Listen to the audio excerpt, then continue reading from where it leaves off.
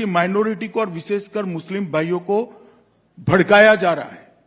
देश में किसी की भी नागरिकता सीए छीन ही नहीं सकता क्योंकि कानून में प्रोविजन ही नहीं है। Hello and welcome back to our channel another day another reaction video. मैं हूं सनम, मैं हूं अली और हम लेके आए अपने चैनल पे आज फिर से एक न्यू वीडियो जो कि होने वाली है सिटीजनशिप अमेंडमेंट एक्ट के ऊपर कि इसकी जानकारी के बारे में, ये क्यों लागू हो रहा है। 4 साल से इसके बारे में काफी बातें चल रही है। फाइनली जो है काफी चर्चा हो रही है। फाइनली जो इसको एक्सप्लेन करने वाले हैं इस वीडियो के अंदर, जो हम देखने वाले हैं। चैनल पे नए हो तो सब्सक्राइब कर देना, बेल नोटिफिकेशन ऑन कर देना so you never miss any reaction. तो हमारे लिए ये वाला टॉपिक थोड़ा सा नया है क्योंकि हमें इस बारे में बिल्कुल नहीं पता। तो लेट्स वॉच दिस वीडियो और देखते हैं हम भी और आप भी इसमें क्या हुआ है। Come on, let's start the video.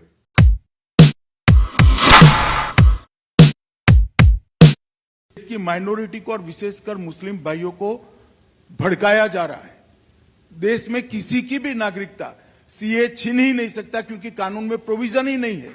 CA जो शरणार्थी आए हैं पाकिस्तान और बांग्लादेश से धार्मिक प्रताड़ना के कारण उनको नागरिकता देने का कानून है और मैं मानता हूं इसमें किसी का विरोध नहीं होना। तो बस फाइनली सिटीजन अमेंडमेंट एक्ट 2019 लागू हो ही गया। इसके इंप्लीमेंट होने के साथ ही अफवाहों का दौर भी शुरू हो गया है। एक लॉबी ने फिर से ये झूठ फैलाना शुरू कर दिया है कि इस अमेंडमेंट के लागू होने के बाद से भारतीय मुसलमानों की नागरिकता चली जाएगी, उनसे उनके दस्तावेज मांगे जाएंगे। खबर आने के बाद से लगातार एक कोशिश की जा रही है कि इस कानून के नाम पर देश के मुसलमानों को भड़काया जाए, मगर यकीन मानिए दोस्तों, ऐसा कुछ भी नहीं है। तो क्या है नागरिकता संशोधन अधिनियम? इसके लागू होने से किस किस को फायदा होगा? क्या यह कानून भारतीय मुसलमानों के खिलाफ है? आइए एक एक करके इन तमाम सवालों के जवाब देते हैं। गृह मंत्री जी, सीएए कब लागू होगा? सीए ये देश का कानून है, पत्थर पर लकीर है, ये वास्तविकता है, ये लागू होगा ही होगा और इस चुनाव के पहले होगा। इसको कोई नहीं रोक सकता। तो दोस्तों, जैसा कि हमने आपको बताया 11 मार्च 2024 को एक अधिसूचना लाकर केंद्र सरकार ने सीएए 2019 को लागू कर दिया। इस एक्ट के लागू होने के बाद से पाकिस्तान, बांग्लादेश और अफगानिस्तान से आए हिंदू, सिख, बौद्ध, पारसी, ईसाई और जैन धर्म के लोगों को भारत की नागरिकता देने का रास्ता साफ हो गया। इस कानून को लाने के पीछे भारत सरकार का मकसद ये है कि ऐसे गैर मुस्लिम जिनका इन 3 मुस्लिम देशों में धर्म के आधार पर अगर उत्पीड़न हुआ है, उन्हें भारत की नागरिकता दी जाए। इस कानून के अंडर कोई भी नॉन मुस्लिम जो 31 दिसंबर 2014 से पहले भारत आया है, वो सरकारी पोर्टल पर जाकर भारतीय नागरिकता के लिए अप्लाई कर सकता है। उसे बस ये बताना होगा कि वो भारत कब आया। आपको बता दें 1947 में पाकिस्तान बनने के 2 साल बाद पाकिस्तान के प्रधानमंत्री लियाकत अली खान और भारत के प्रधानमंत्री जवाहरलाल नेहरू जी के बीच एक समझौता हुआ था। इस समझौते में दोनों देशों ने इस बात का आश्वासन दिया था कि वो अपने देश में रह रही माइनॉरिटीज को पूरी सुरक्षा देंगे। मगर इतने सालों में पाकिस्तान और बाद में उससे निकलकर बने बांग्लादेश में हिंदू, सिखों और बाकी माइनॉरिटीज की क्या हालत हुई, ये किसी से छिपी नहीं है। पाकिस्तान में हिंदुओं की हालत का तो इसी से अंदाजा लगाइए कि पाकिस्तान के पहले कानून मंत्री एक दलित हिंदू जोगेंद्र नाथ मंडल थे, मगर पाकिस्तान में अपने साथ हुए बुरे सलूक के चलते वो 1950 में वापस भारत आ गए और बाकी जिंदगी बंगाल में गुमनामी की जिंदगी बिताने को मजबूर हो गए। भारत में बहुत सारे लोगों का मानना था कि पाकिस्तान ने नेहरू लियाकत समझौते के तहत अपनी माइनॉरिटीज को सिक्योरिटी नहीं दी थी, इसलिए यह भारत का फर्ज है कि वो इन देशों में रहने वाले हिंदू, सिखों और बाकी अल्पसंख्यकों को सुरक्षा दे। अब आता है सबसे बड़ा सवाल या ऐसा मुद्दा जिसे लेकर लगातार अफवाहें फैलाई जा रही है। कुछ लोग लगातार ये झूठ फैला रहे हैं कि ये कानून भारतीय मुसलमानों के खिलाफ है। इससे पहले कि हम उस झूठ की पोल खोलें, आपको ये बता दें कि बहुत सारे लोगों ने वैसे प्रेडिक्ट कर लिया था कि केंद्र सरकार चुनावों से पहले सीएए को लेकर नोटिफिकेशन ले ही आएगी, और ऐसा हुआ भी। वैसे प्रेडिक्शन का बड़ा रोल होता है सब जगह। जैसे मैंने एक आर्टिकल पढ़ा कि एक एस्ट्रोलॉजर ने 2018 में प्रेडिक्ट कर दिया था कि 2019 में आर्टिकल 370 हटा दिया जाएगा। वैसे ही 2019 में जब किसी को एक दिन पहले तक ये नहीं मालूम था कि ऐसा कुछ होने वाला है, एक एस्ट्रोलॉजर ने कैसे प्रेडिक्ट कर लिया। शॉकिंग है ना। और देखिए अभी सीएए भी लागू हो गया। मुझे भी काफी क्यूरियोसिटी हुई कि अपने बारे में मैं कुछ एस्ट्रोलॉजर से पूछूं, तो मैंने ऐसे एक ऐप को डाउनलोड कर लिया, नाम है एस्ट्रोटॉक। वहां पर मैंने एक एस्ट्रोलॉजर प्रिया जी से बात करी। उन्होंने मुझसे मेरा डेट ऑफ बर्थ और टाइम मांग लिया।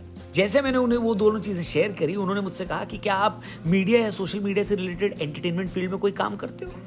मैं भी एकदम शॉक में चला गया, क्योंकि मैंने उन्हें नाम और अपना फोटो वगैरह तो भेजी नहीं थी। फिर उनको कैसे पता? मैंने उनसे 2024 को लेकर काफी कुछ पूछा है, उनसे बात करके काफी क्लैरिटी भी मुझे मिल गई है। आप में से कई स्टूडेंट हैं, वर्किंग प्रोफेशनल्स हैं और सिंगल भी होंगे। काफी लोगों को पता करना होगा कब मिलेगी जॉब, इंक्रीमेंट और गर्लफ्रेंड के बारे में या फिर वाइफ के बारे में। अगर आपको भी ऐसे अपने डाउट्स क्लियर करने हैं तो अपने बहुत सारे इश्यूज को सॉल्व कर सकते हो। एस्ट्रोटॉक ऐप को डाउनलोड करिए, फर्स्ट चैट बिल्कुल फ्री मिलेगी आपको। ठीक है, वीडियो पे वापस आते हैं और आज के मेन सवाल पे बात करते हैं कि क्या सिटीजनशिप अमेंडमेंट एक्ट भारतीय मुसलमानों के खिलाफ है।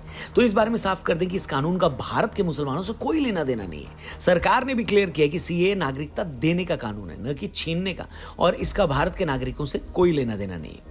कुछ लोग ये बोलकर इस कानून को भेदभाव वाला बता रहे हैं कि इस कानून में पाकिस्तान, बांग्लादेश और अफगानिस्तान से आने वाले सभी धर्मों के लोगों को शामिल किया गया, मगर मुसलमानों को नहीं। अरे भाई, अगर इस बात की शिकायत है तो उसे भी क्लियर कर देते हैं, और इसे समझना कोई रॉकेट साइंस नहीं है। बड़ी सिंपल सी बात है। पाकिस्तान, अफगानिस्तान और बांग्लादेश ये तीनों ही मुस्लिम देश हैं। अब इन देशों में अगर माइनॉरिटीज के साथ अत्याचार होता है, वो माइनॉरिटीज जो देश के बंटवारे से पहले भारत का ही हिस्सा थी, तो क्या भारत का यह फर्ज बनता है कि वो इन लोगों को प्रोटेक्ट करे? अब ऐसा तो नहीं हो सकता ना कि इन तीनों मुस्लिम देशों में रहने वाले मुसलमानों के साथ मुसलमान होने की वजह से अत्याचार किया जा रहा हो। ऐसा तो है नहीं। कुछ लोग ये भी आर्ग्यूमेंट देते हैं कि मगर इन देशों में शिया और अहमदिया मुसलमानों का टॉर्चर किया जाता है, तो भाई शिया और अहमदिया तो मुसलमानों का एक सेक्शन है, और सीएए धार्मिक अल्पसंख्यकों के लिए, किसी मजहब के अंदर पीड़ित लोगों के लिए नहीं। लोग ये भी तर्क देते हैं कि भाई 47 में जब पाकिस्तान धर्म के आधार पर पहले ही भारत से अलग हो चुका है, तो फिर 71 में उससे अलग होकर बांग्लादेश भी बन गया, जो अगेन मुस्लिम कंट्री है। जब पहले ही मजहब के नाम पर भारत से 2 देश निकल चुके हैं, तो अब इन देशों के भी मुसलमानों को भारत में अगर सिटीजनशिप दी जाएगी, तो फिर भारत ने अपना बंटवारा सहा ही क्यों? बताइए। एक सवाल ये भी पूछा जा रहा है कि क्या पहली बार इस तरह का कानून आ रहा है? तो बता दूं, नहीं, इससे पहले 2 बार ऐसे कानून आ चुके हैं।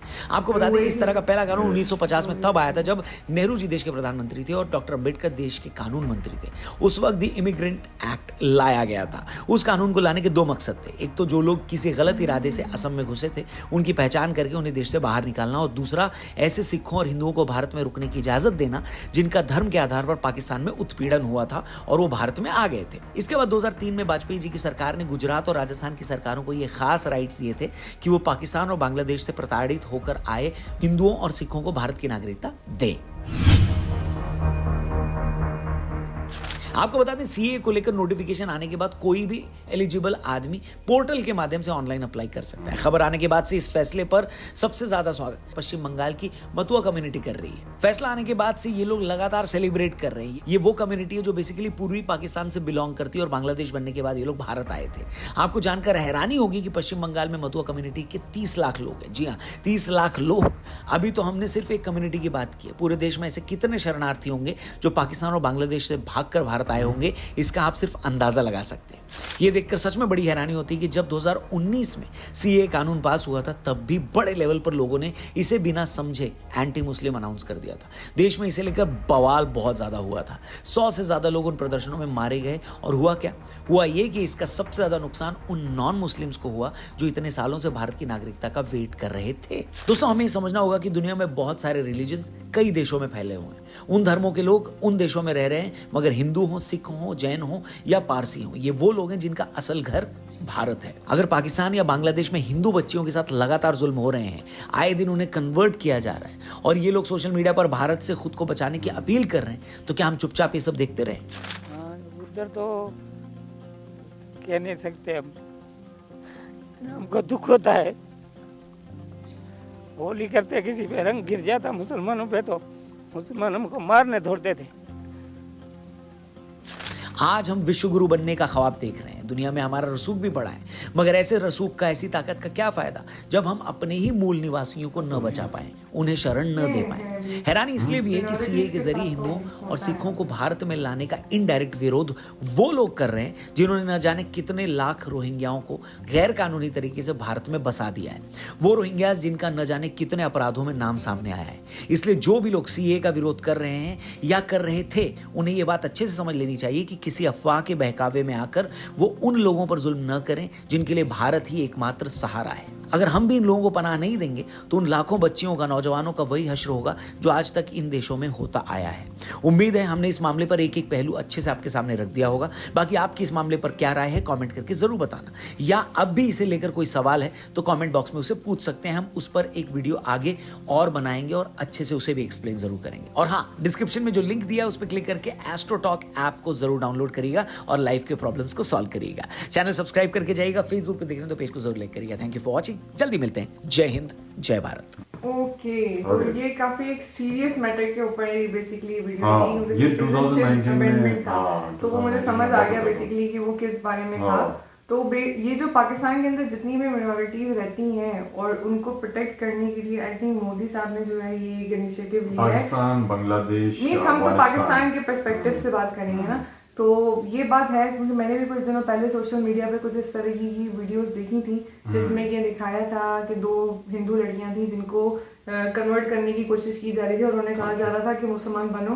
कहाँ? और ये पाकिस्तान में मैंने वीडियो देखी थी और उनकी शादी कर रहे थे किसी मुसलमान से और उनको बोले थे मुसलमान हो और अब कन्वर्ट होकर इनसे शादी करो। मगर ये बात तो सही नहीं है ना, मतलब इस्लाम तो हमें ये नहीं सिखाता। इस्लाम नहीं, देखो पाकिस्तान की करंट सिचुएशन तो आपको पता ही है ना, क्योंकि जो मेजोरिटी है उसको पाकिस्तान अभी फेल है बिल्कुल लॉ एंड ऑर्डर सिचुएशन के अंदर, तो मिनोरिटीज को कहाँ से प्रोटेक्ट करेगा। हाँ। तो अगर मोदी साहब और ये जो इनकी अमेंडमेंट हुई अगर ये चाह रहे हैं तो अगर जाहिर सी बात है कि जो पीरियड लोग हैं वो जरूर जाएंगे और सिटीजनशिप के लिए अप्लाई करेंगे। तो जो लोग हैं आई थिंक वो जरूर इस चीज से फायदा उठाएंगे और आई थिंक अप्लाई करेंगे सिटीजनशिप के लिए। तो उनके लिहाज से बहुत अच्छा एक्ट है। और ये मुझे समझ नहीं आया कि जो मुसलमानों के लिए जो इंडिया में रहते हैं उनको इस चीज से क्या प्रॉब्लम है। आई थिंक उन्होंने जो थे उनके अमित शाह थे वो जो थे, तो उन्होंने यही बताया कि इस तरह की कुछ भी नहीं है, मिथ्स है सारी। उसमें इंडिया में जो रहने वाले लोग हैं उनके लिए कोई खतरा नहीं है। हाँ, इंडिया में रहने वाले जो मुसलमानों के लिए कोई खतरा नहीं, जो मिनोरिटीज के लोग हैं उसके लिए फायदे के लिए बनाया गया। क्योंकि ऑब्वियसली इंडिया के अंदर तकरीबन 40 करोड़ जो है वो मुसलमान बसते हैं, वो कैसे 40 करोड़ मुसलमानों को आप कहाँ लेके जाएंगे, वो क्या करेंगे। तो इंडिया का ही हिस्सा है और वो वहीं पे ही बिल्कुल पैदा हुआ है, उनकी पूरा सब कुछ वहीं पे ही है। तो ये थी वीडियो, अगर अच्छी लगी हो तो like comment and subscribe, bell notification on कर देना। मिलते हैं नेक्स्ट वीडियो में, टेक केयर एंड बाय।